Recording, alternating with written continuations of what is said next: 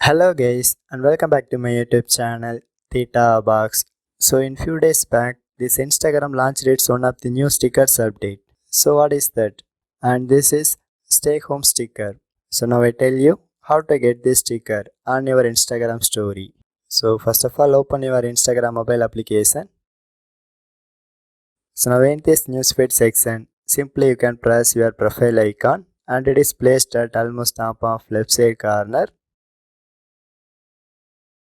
And my mobile camera is automatically turned on. So if you like to capture the live image, just use this mobile camera. So otherwise, if you like to upload the images from your mobile gallery, just press this square box icon to locate your favorite image file. But here I simply capture the one live image.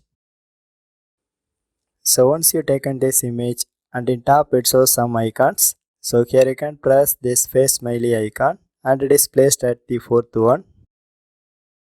And then it shows all the Instagram stickers, but the first one is stay home sticker. So simply select it and the sticker is successfully placed on my captured image.